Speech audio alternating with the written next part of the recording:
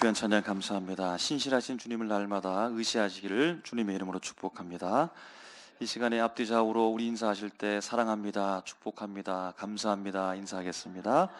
사랑합니다, 축복합니다, 함께 할 수 있어서 감사합니다. 오늘 이 시간에 주님께서 우리와 함께 계시는 줄로 믿습니다. 하나님의 놀라운 능력과 은혜를 충만하게 받으시는 귀한 시간 되시기를 축복합니다. 여러분, 강박이라는 말이 있죠. 강제로 구속한다, 억압한다 라는 뜻인데요, 구체적으로 살펴보면 어떤 행동을 정령화하고서 그대로만 해야 되는, 심리적으로 정해놓은 꼭 해야 된다라고 하는 압박, 그것을 강박이라고 하는 겁니다. 여러분도 그러한 마음을 가지고 있습니까? 나만이 정해놓은 어떤 정형화된 행동들 있습니까? 책을 꽂아내야 되는데 꼭 그 자리에 있어야 되고, 하나라도 거꾸로 되면 참지 못하고 꼭 반드시 바로 잡아야 되고, 신발을 벗어놓는데 꼭 그 자리에 있어야 되고, 우리가 예배 때에도 앉는 내 자리에 내가 꼭 그때 거기에 앉아야 된다라고 하는 그런 나만이 가지고 있는 강박적인 심리적 현상들이 여러분 우리에게 있을 수 있습니다. 그런데 지나치게 그것이 강하면, 혹은 강박증처럼 나타나면 우리의 삶 가운데 상당한 불편을 초래할 수도 있는 것이죠.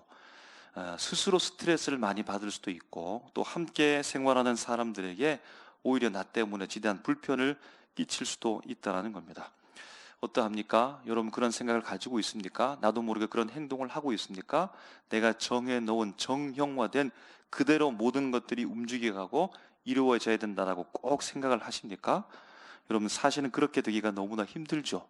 내가 생각하고 판단하고 정해놓은 행동대로 세상이 그렇게만 흘러간다면 어쩌면 우리에게는 스트레스가 없을 수도 있겠지만, 그런데 내가 예상하지 못했던 일들이 일어나기도 하고 내가 정해놓은 행동대로 살아가지 못하는 경우가 너무 많기 때문에 우리는 심리적으로 마음적으로 힘들 때가 많이 있습니다.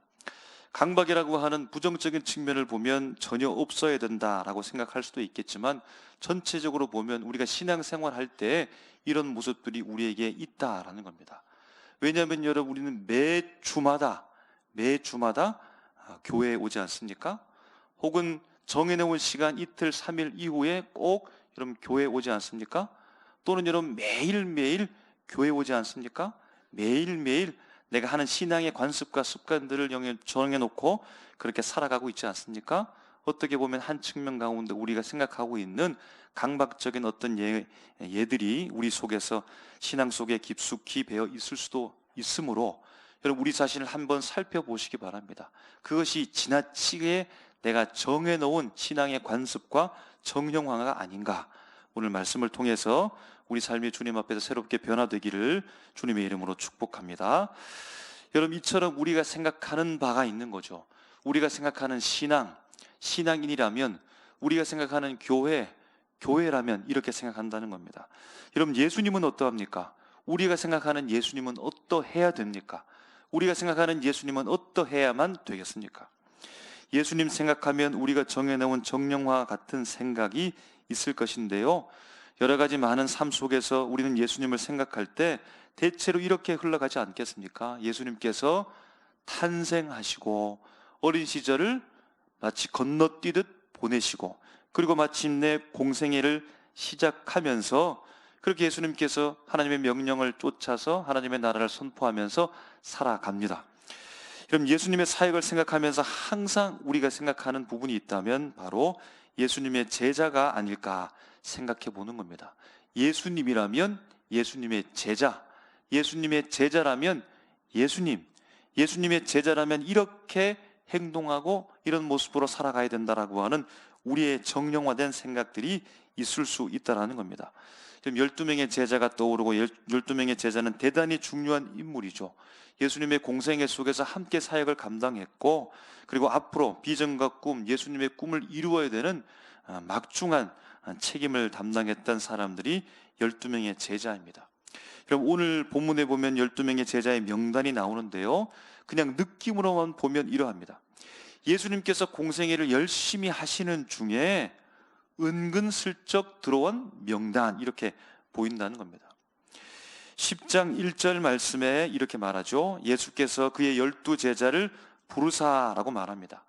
12명의 제자를 불렀는데 사실은 여러분 마태복음 4장 19절에 이미 그들을 불렀습니다. 이렇게 기록되어져 있습니다. 말씀하시되 나를 따라오라. 내가 너희를 사람을 낚는 어부가 되게 하리라 하시니 아멘.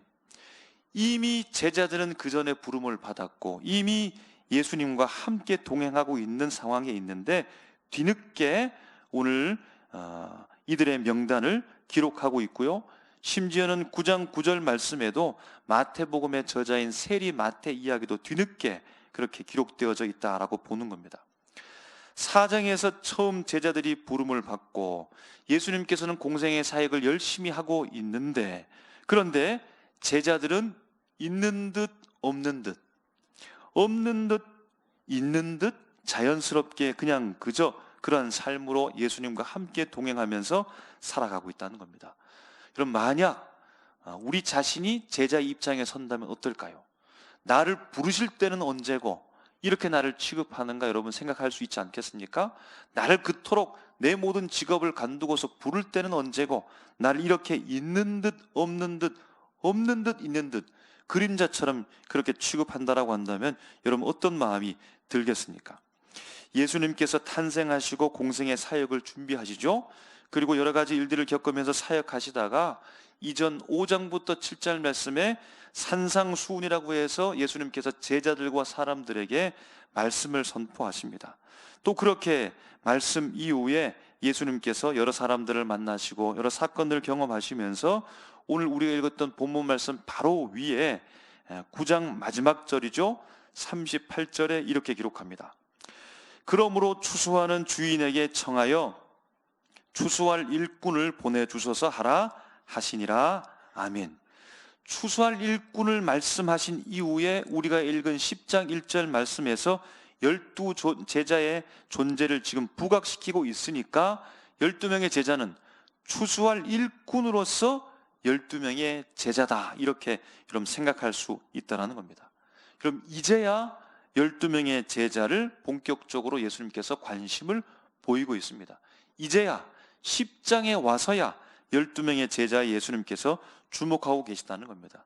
이미 그 전에 4장에서 9장에서 이미 다 부르시고 사역 활동 속에서 이미 제자들이 활동하고 있음에도 불구하고 이제야 12명의 제자를 언급하고 있다는 겁니다. 그래서 그들에게 예수님께서 말씀하십니다. 오늘 우리가 읽었던 10장 1절 말씀에요, 예수께서 제자들에게 귀신을 쫓아내는 권능을 주신다고 합니다. 병과 약한 것을 고치시는 권능을 주십니다.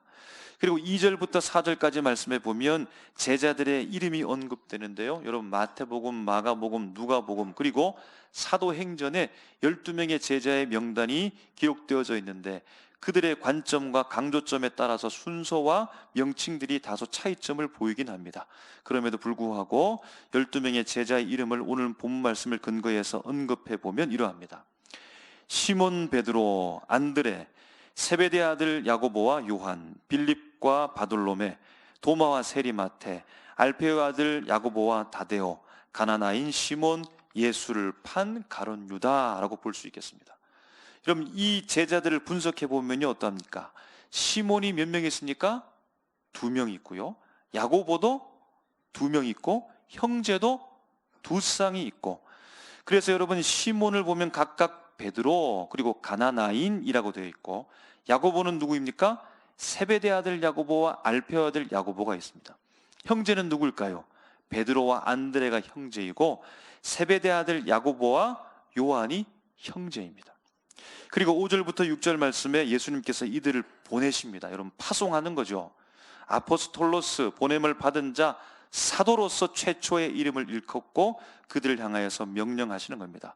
그러면서 그들에게 예수님께서 너희들이 먼저 가야 될 곳을 말씀하시는데요, 이방 땅이 아니라 사마리아 땅이 아니라 이스라엘의 잃어버린 양에게로 가라, 동족에게로 먼저 가라고 말씀합니다. 여러분 이 말씀만 들으면 예수님께서 우리를 차별하는 것이 아닌가라고 생각할 수도 있겠지만 2가지 의미를 가지고 있다고 합니다. 첫 번째는 이스라엘 백성이 율법을 받은 백성이므로 율법에 대한 성취로서의 파송과 우선, 그래서 이스라엘의 잃어버린 영에게로 가라고 말씀하신 것이고, 두 번째 의미는 전도의 효과적인 차원에서 전파의 순서를 따져보면 먼저 동족에게로 가서 확장하여 이방 땅으로 가라고 하는 방법적인 면으로서 오늘 그들에게 파송한다라고 볼 수 있겠습니다. 그러면서 7절에 보니까 천국이 가까이 왔다라고 전파라는 겁니다. 여러분 익숙한 말씀이죠. 이 전파를 누가 했습니까? 세례 요한이 했고 또 예수님이 했으며, 예수님의 제자인 12명의 제자들에게 동일하게 천국이 가까이 왔다라고 선포하라고 명령해 주십니다. 그리고 8절 말씀에 보면 병든 자를 고치라는 겁니다.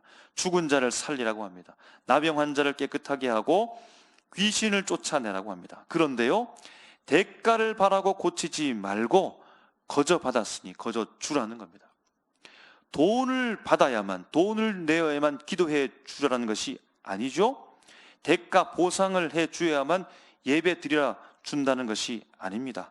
헌금을 해야만 그와 함께하고 교제하고 신방하고, 좋은 식사를 대접해야만 함께 교제하고 함께하고 신방하라는 말이 아니죠. 또한 돈을 받고서 하나님을 파는 것처럼 그렇게 절대 금기를 말하는 것입니다. 그리고 9절부터 10절 말씀에요, 전도여행을 할 때 기본적인 것만 가지고 그 이상의 것은 가지지 말라는 겁니다. 앞에서 말했던 것처럼 돈을 받고 하나님을 파는 것처럼 그렇게 하지는 말아야 되지만, 그것은 절대 금기이지만, 그런데 일꾼으로서의 대가를 받는 것은 마땅하다라고 말하는 겁니다.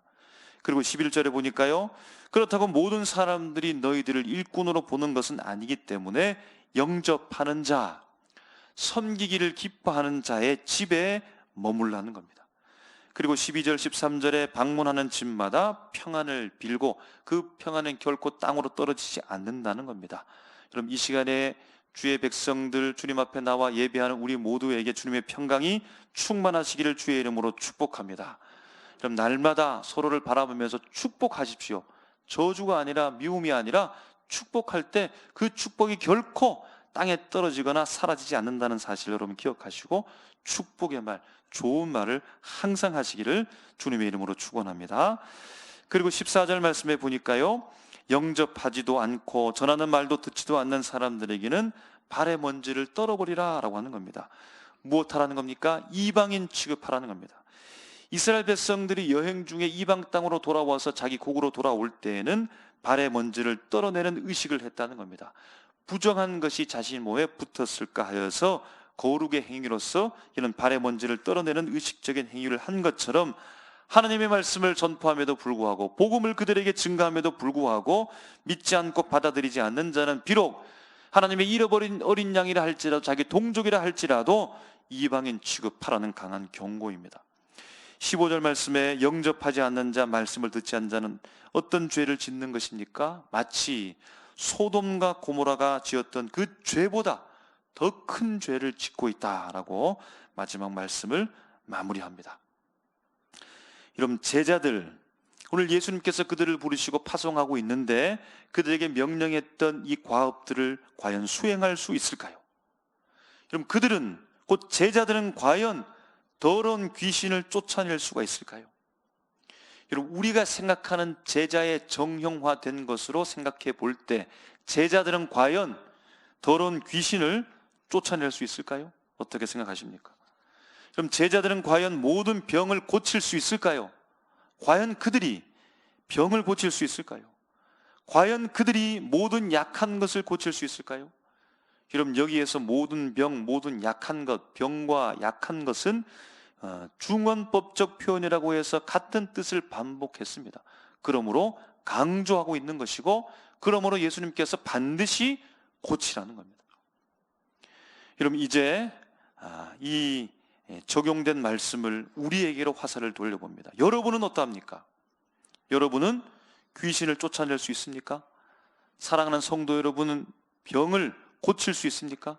사랑하는 성도 여러분, 약한 것을 고칠 수가 있습니까?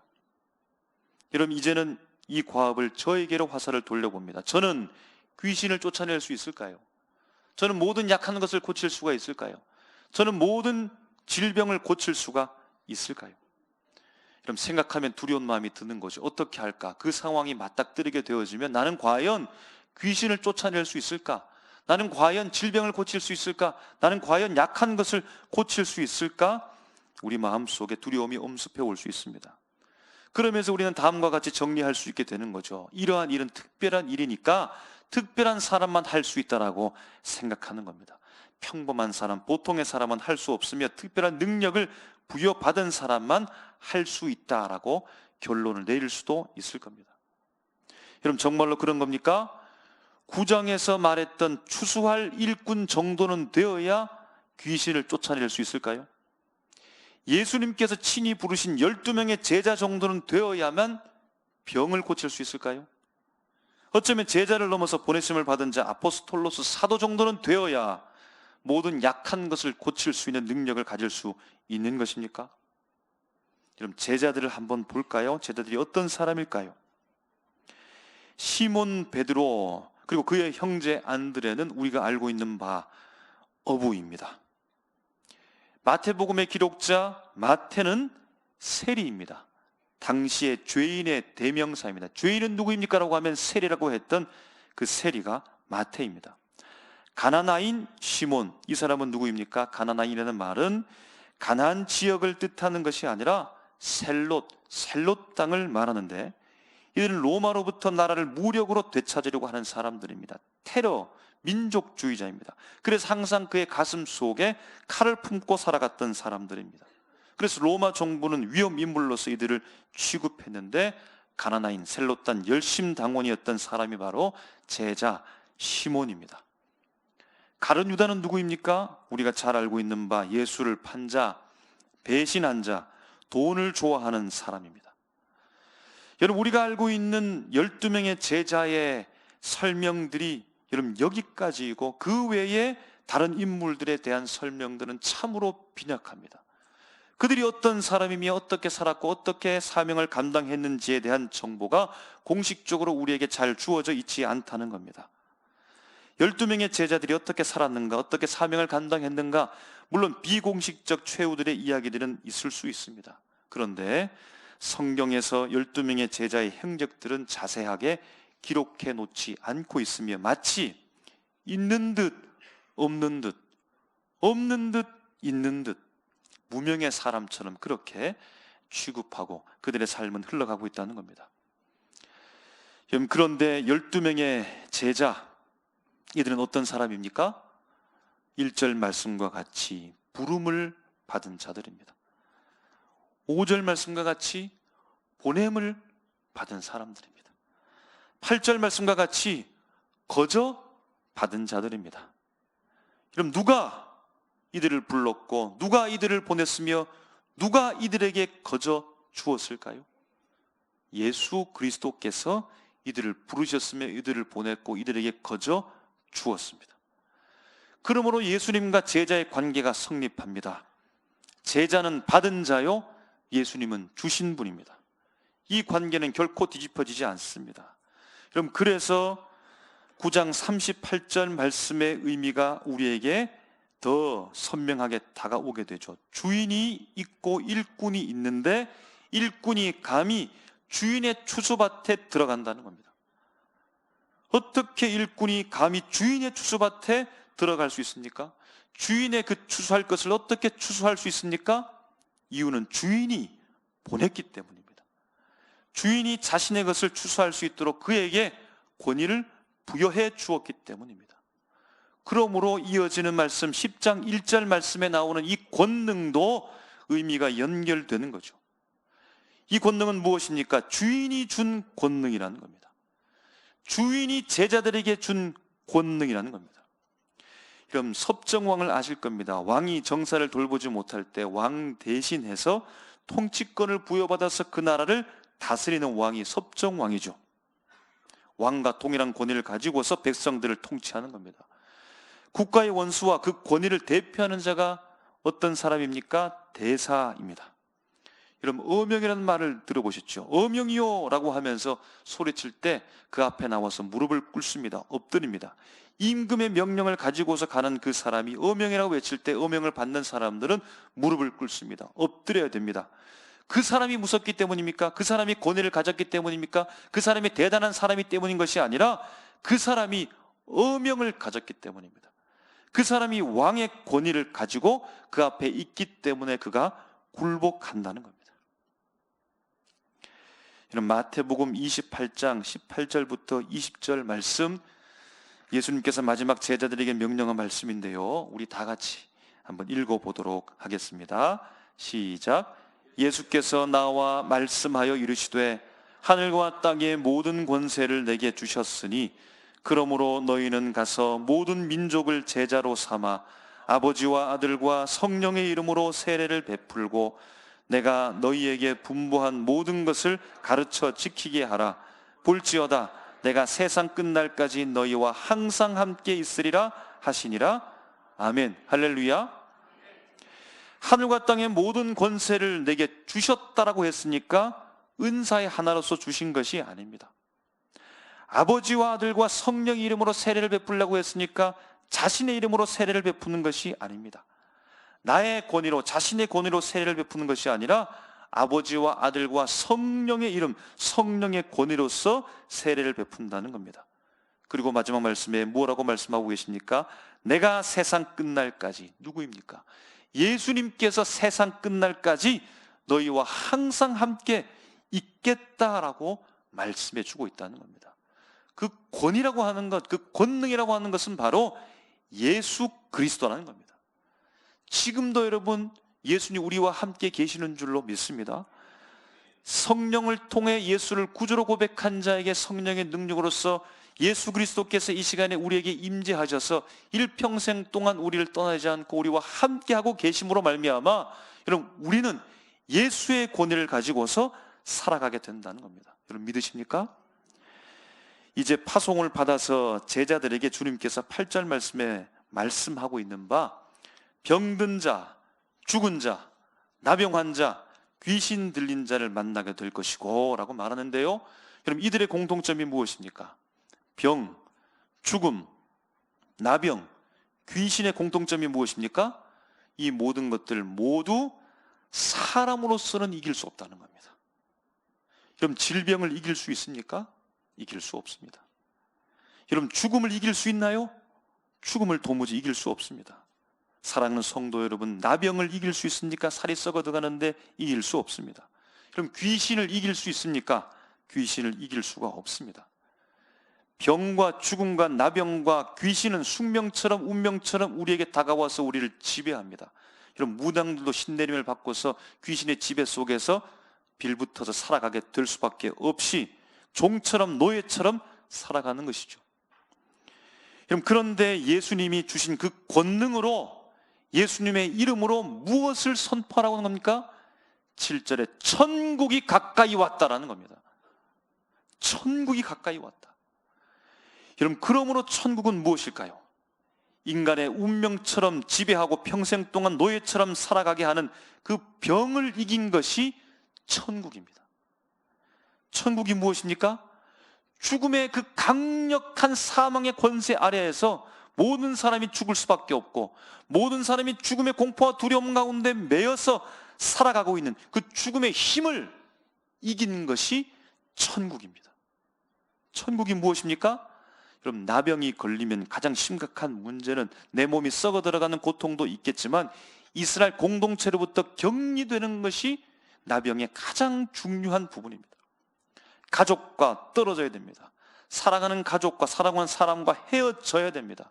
아무리 사랑한다 할지라도 내가 나병이 걸렸기 때문에 부정한 사람이 되었기 때문에 하나님이 선택하신 거룩한 백성으로서의 지위를 잃어버리고 저 먼 발치에서 몸을 천으로 휘감고서 입을 가리면서 부정하다 부정하다 하면서 내 가족도 만날 수 없는 상황 가운데 처하는 것이 바로 나병인데, 이 분리되는 것, 이 떨어지는 것, 이 격리되는 이 소외의 힘을 이긴 것이 바로 천국이 가까이 왔다, 천국이라는 겁니다.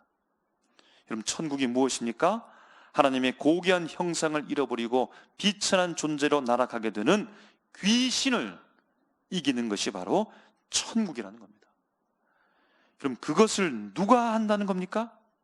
예수께서, 예수님의 권능이, 예수님의 권능을 가진 12명의 제자가, 아포스톨로스 보냄을 받은 사도가 천국이 가까이 왔느니라고 하면서 천국을 선포하면서 잃어버린 양에게로 간다는 겁니다. 그럼 당장에 병이 나을 수도 있죠. 잠시 후에 귀신이 떠나갈 수도 있고, 오랜 시간이 지난 이후에 아팠던 약했던 문제들이 해결받고 고침받을 수도 있습니다. 그런데 여러분 한번 생각해 보십시오. 예수님께서 살렸던 사람들 중에 마르다와 마리아의 오빠 나사로가 있습니다. 죽은 지가 나흘이 되어져 썩은 냄새가 나가고 있는 그 나사로를 예수님께서 살리셨는데, 여러분 세상 곳곳을 뒤져보면 나사로가 지금도 살아 있습니까? 그는 죽었습니다. 아니 그러면 예수님께서 살리셨던 그 기적은, 그 죽음의 권세를 이긴 것은 가짜입니까? 예수님께서 나병 환자 10명을 고치셨습니다. 그들을 깨끗하게 했습니다. 여러분 그러면 세상을 차차치 뒤져보면 나병 환자로부터 깨끗함을 받은 10명의 나병 환자가 여러분 있습니까? 아무리 찾아봐도 그들은 없습니다. 그러면 예수님께서 낫게 했던 그것은 정말로 낫게 한 것이 아닌 것 아닙니까? 지붕을 뚫고 내려왔던 중풍병자, 예수님께서 분명히 그를 고쳤고 그가 자리를 들고 일어나서 나가게 되었는데, 지금 그를 사차치 뒤져보아도 그는 없습니다. 그러면 여러분 죽은 자의 죽음을 정복한 것이 아닙니까? 질병을 정복한 것이 아닙니까? 다 실패한 것입니까? 그럼 그것이 아니죠. 중요한 것은 지금 당장에 고쳐졌는가, 나중에 고쳐졌는가, 이후에 고쳐졌는가, 그럼 그것과 상관없이, 그것도 중요한 부분은 한 자리 잡겠지만 중요한 것은 해방입니다. 자유입니다. 승리의 문제라는 겁니다. 불의의 사고로 하반신이 마비된 여러분 박위라는 청년이 있습니다. 유튜브로 여러 가지 소식들을 전하고 간증하기도 합니다. 그는 예수님을 믿는 자입니다. 그는 분명 기도할 것입니다. 자신의 장애에 대해서 주여 고쳐 주시옵소서. 그도 지금도 희망적으로 얘기하면서 사람들에게 이야기합니다. 많이 좋아졌습니다. 그런데 현실은 여전히 그는 휠체어를 타고 다녀야 된다는 겁니다. 그러면 예수의 이름이, 예수의 권능이 그를 고치지 못한 것인가요? 아니요라고 말합니다. 고쳤다라고 말합니다. 왜냐하면 그의 육체의 불행, 장애에 매여 지배를 받고 살고 있지 않기 때문입니다. 그는 고백합니다. 나에게 일어난 이 사고는 사고로 보지 않고 사건으로 본다는 겁니다. 무슨 사건이요? 무슨 사고요?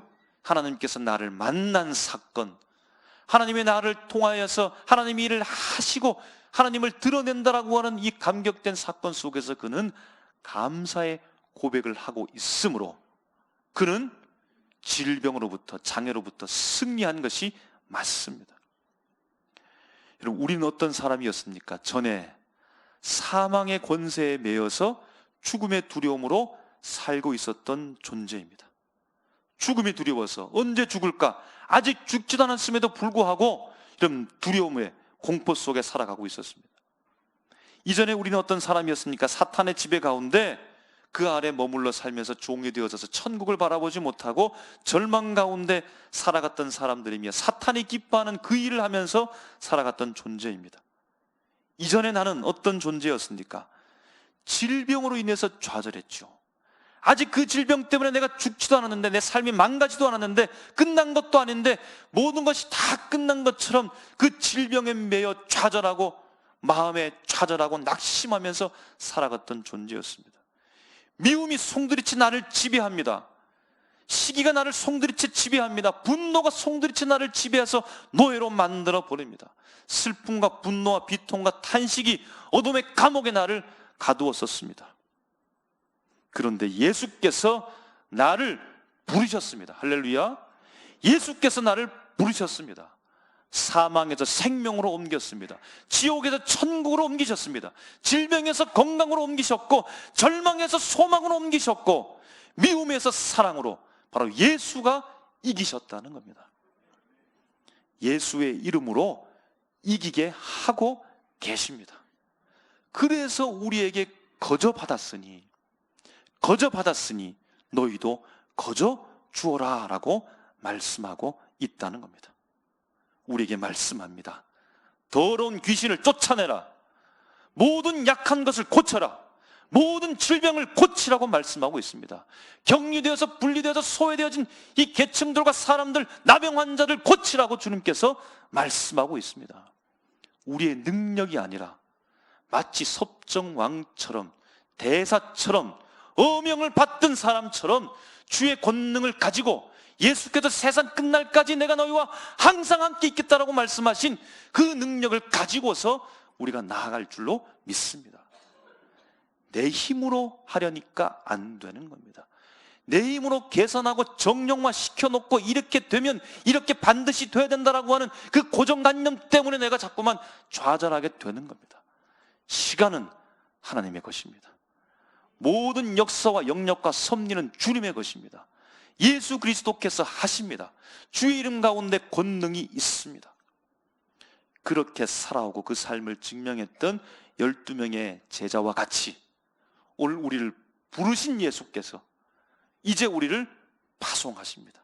왜입니까? 거저 받았으니 거저 주라고 파송하십니다. 가정에게로 가십시오. 지인에게로 가십시오. 가족에게로 가십시오. 교회에게로 가십시오. 세상을 향해서 이런 파송되어져서 예수의 권능을 가지고 예수님과 함께 주님이 나와 동행하신다라고 하는 그 담대함을, 확신함을 가지고서 세상 가운데 나가 승리를 선포하는 우리가 다 되시기를 주님의 이름으로 축원합니다. 기도하겠습니다.